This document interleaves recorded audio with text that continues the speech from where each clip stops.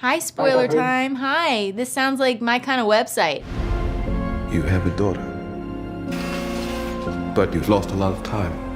How many times do you think you have heard the words Young Avengers and Iron Lad during all this press tour? Young Avengers and what was the other one? And Iron Lad. Iron Lad, right. Yes. Do you think it's hard to avoid giving spoilers or something like that? No, because I don't know anything, and yet somehow everyone keeps saying I am like Tom Holland and like I spoil stuff. And I really don't know how that's possible because I don't know anything anyway. But Iron Lad, I haven't heard anything about from anybody at all. Except Jonathan. He's the one who told me about Iron Lad and like who Cassie Lang is in the comics with Iron Lad, and I actually didn't know that Iron Lad and Kang are like versions of that. So it doesn't really matter when you're acting in a scene what the future is because we're just playing in the present moment. But Cassie Lang doesn't know. My Cassie Lang, she doesn't know who Iron Lad is, and it's really interesting that Jonathan is such a profound actor that he was like, no, this is the history, this is our characters, this is where this goes, but we don't know that that's what's going to happen in the Marvel movies. We just don't know that. But in the comics, yeah, that's what it says, but we don't know what's going to happen. But I loved the depth that he brought, and like in the brief moments that we have together, that's what he's thinking about. And I just thought that was like really cool. And so there's like a lot of love there between like Kang and Cassie that she doesn't understand.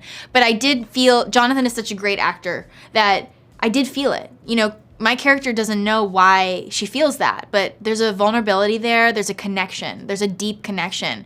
You know, like when someone meets like a soulmate and like you talk about how like you feel like you've known that person forever. I think that there's something there that because Cassie's so young, she doesn't understand it yet.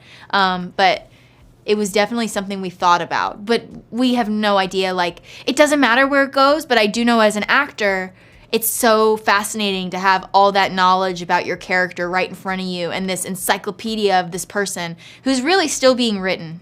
You have such a strong movies that deals with different styles of comedy, from dramedies like Lady Bird to the unique humor of Three Billboards Outside Ebbing, Missouri, and more 100% comedies such as Blockers or with horror with Freaky. And now this movie is full action, but also humor.